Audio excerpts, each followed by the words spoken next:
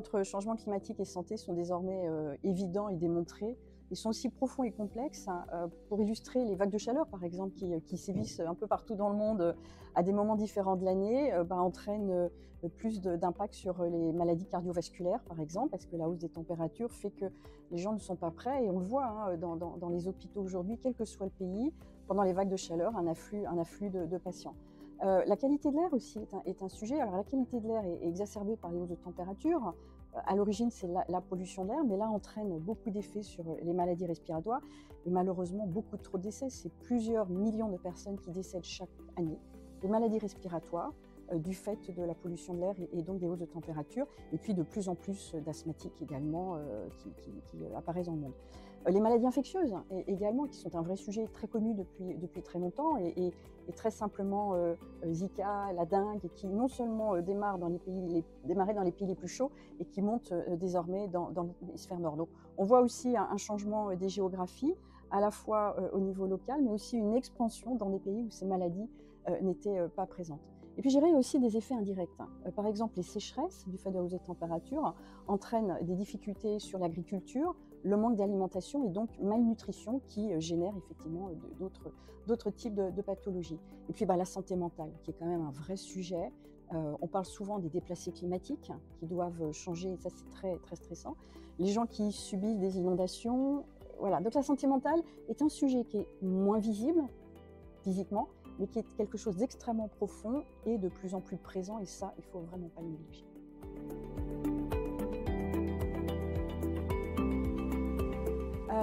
Je dirais qu'elles sont de plusieurs ordres. D'abord, le renforcement des infrastructures de santé. Comme je le disais avant, quand il y a des hausses de température, les patients affluent dans les hôpitaux et tout d'un coup, c'est complètement engorgé. Il y a aussi la résilience même des infrastructures. Dans certains pays, et notamment des pays déjà très chauds à l'origine, je pense à des pays d'Afrique ou d'Asie du Sud-Est, il fait de plus en plus chaud, faut refroidir de plus en plus les salles, les urgences, et donc ça nécessite aussi beaucoup plus d'énergie qui, elles-mêmes, sont mises à mal du fait de la hausse des températures. Donc il faut activer par exemple des groupes électrogènes, et évidemment là c'est un cercle vicieux parce que plus d'émissions de CO2.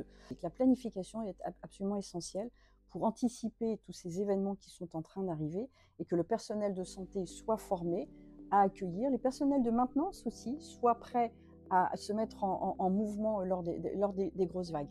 La planification et les politiques de santé, c'est aussi d'avoir des systèmes d'alerte précoce. L'intégration du changement climatique dans les politiques de santé nationales sont aussi importantes, et notamment en matière de formation, d'éducation, pour mettre en place des dispositifs. Et ça, c'est vraiment tout ce dispositif à la fois local auprès des patients, des professionnels de santé, mais aussi auprès des gouvernements, de façon à mettre en place tous les dispositifs, les plans d'action qui vont bien pour assurer cette résilience, qui est un exercice difficile.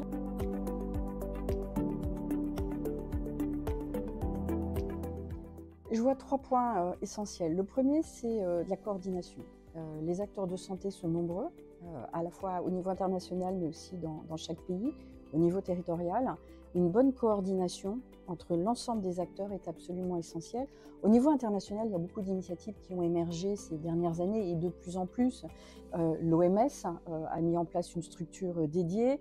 Il y a des coalitions publiques-privées, à la fois sur le secteur pharmaceutique ou des industries de santé, les professionnels de santé, des patients également, et puis ce qu'on appelle les care providers, travaillent ensemble pour identifier des solutions.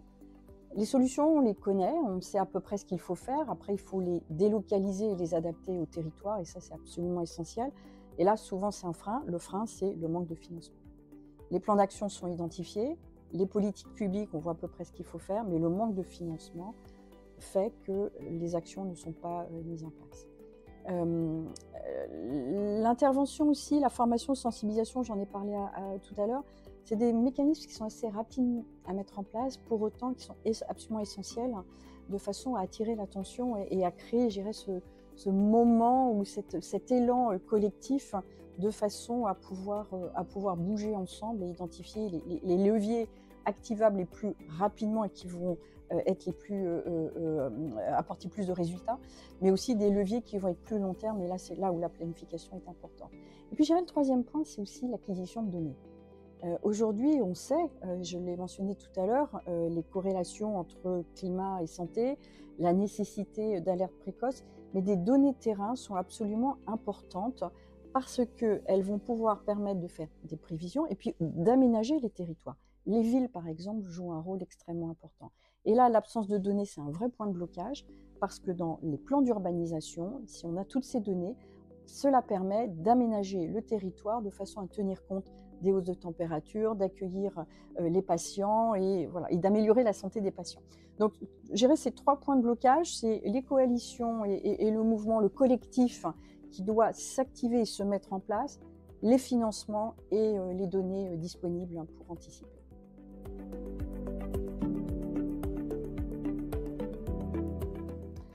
Alors, je pense qu'il y a plusieurs leviers à activer. Certains peuvent être activés extrêmement rapidement. On a parlé de formation, sensibilisation, je vais pas y revenir, mais c'est vraiment absolument clé.